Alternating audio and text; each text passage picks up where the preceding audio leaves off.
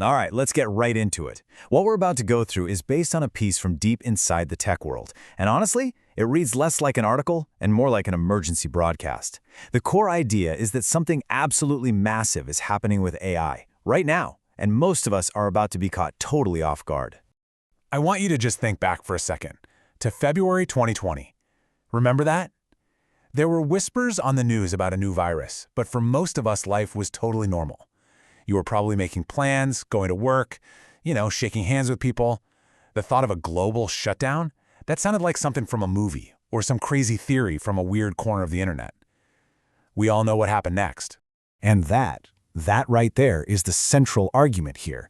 The author, Matt Shumer, is basically screaming from the rooftops that we are in that exact same moment of deceptive calm. That little voice in your head that says, this seems a little overblown. That's the most dangerous feeling to have right now. Because what's coming, he argues, is a wave of change that is going to make the pandemic look small. Now, this isn't just some abstract prediction. The reason people inside the tech industry are sounding this alarm is because for them, this isn't some future event they're guessing about. This is a report of what has already happened to them, to their own jobs. This is a direct quote from the author himself. I mean, think about this. He's a software engineer, an AI startup founder, and he is saying flat out that his core professional skills, the very thing he's an expert in, have been surpassed. This just gets at the sheer speed of this thing. It wasn't a slow decline. For him, it was like waking up one morning to find the ground had completely vanished from under his feet. So what does his workday even look like now? Well, here's his new process. He's not really a builder anymore. He's more like a director. He just describes what he wants to the AI in plain English. Then he literally walks away for a few hours. When he comes back, the work is done. Not just done, but tested, improved, and he admits it's better than what he could have done himself. The AI went from being a tool to being an autonomous partner. And here's the line that makes this whole thing so urgent. This isn't science fiction. It's not a prediction for 2030. That workflow he described, that was his Monday, like this week. The future he's talking about isn't on its way. For people on the front lines, it's already here.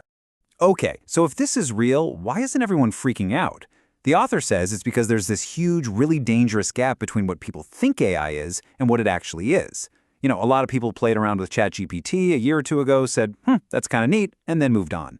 Judging today's AI on that experience is like using a Nokia brick phone to judge the power of the latest iPhone. It's completely obsolete. Just look at this timeline. It's insane. Back in 2022, AI couldn't even do basic math consistently. Just 1 year later, it's passing the bar exam. Then by late 2025, the best coders in the world are starting to hand over their work to it. And now, in early 2026, a new model drops that makes all that previous stuff look like ancient history.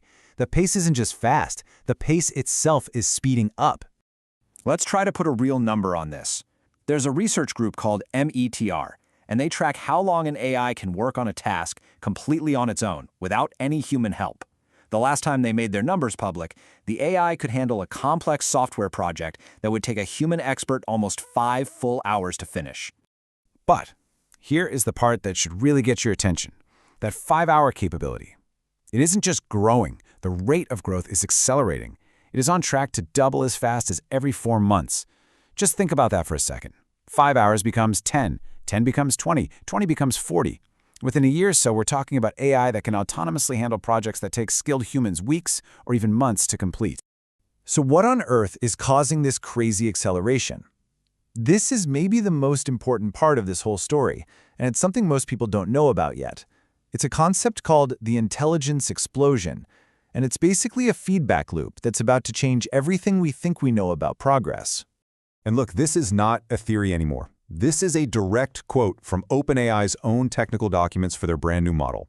They are stating on the record right now that their AI is actively helping to build the next, smarter version of itself. The loop has officially started. So here's what that means. When a tool starts building better versions of itself, all the old rules about slow, steady progress just get thrown out the window. A smart AI builds a smarter AI. That smarter AI can then build its successor even faster and more effectively. This is the engine that drives exponential change. And according to the people building it, that engine is now running. Okay, so that's the situation. And I get it. It's a lot. It's overwhelming. But the point of this briefing isn't to make you panic. It's to get you to prepare. So, let's shift gears and talk about some practical advice for how to actually navigate what's coming. The author breaks it down into 5 key areas. And you'll notice it's not just learn to code. It's use AI seriously. It's get your finances in order to build a buffer. It's lean into the human stuff, trust, relationships, things an AI can't do. It's about fundamentally rethinking careers and, most importantly, just building the habit of being able to adapt. Now that first step is the most important one. Start using AI, but use it the right way. Most people treat it like a fancy Google. They ask it little questions. What's the capital of Nebraska? That completely misses the point. The real power comes when you treat it like a partner. Give it a complex task, a messy spreadsheet, a long legal document you need summarized. Push it to do real hard work with you. And here it is. This might be the single most practical piece of advice in this entire briefing. Spend 1 hour every single day, not reading articles about AI, but actually using it, messing with it, pushing its limits. If you build this one simple habit, you will be so far ahead of the curve it's not even funny. You'll understand this new world better than almost anyone you know, simply because right now, most people aren't doing it at all. You know, for all the scary disruption, there is this other side to the coin. Incredible, unbelievable opportunity. Think about all the barriers that have stopped people from doing cool things. You needed to be a coder. You needed money to hire a designer. Those barriers, they're basically vanishing. If you've ever had an idea for an app, a book, a business, the tools to actually build it are now right there, and they're practically free. All right, let's zoom all the way out, because as huge as this is for jobs in the economy, the real implications are, well, they're much, much bigger. We're talking about a fundamental change to society, to global power, to what it even means to be human. This thought experiment from Dario Amodei, the CEO of the AI company Anthropic, just frames the stakes perfectly. He says to imagine a new country just pops into existence. Its citizens are all smarter than any human genius who has ever lived.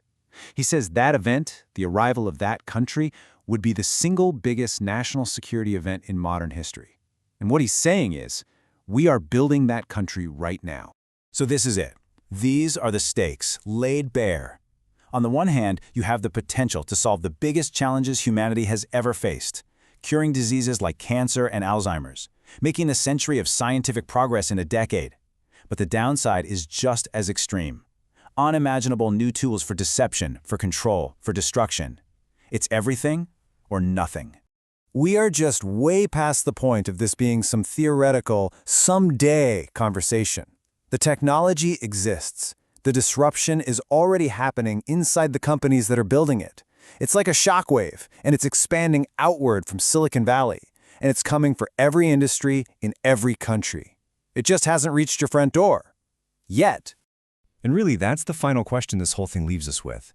This change isn't a distant storm on the horizon anymore. It's real, it's imminent, and it is on its way. It is about to knock on your door.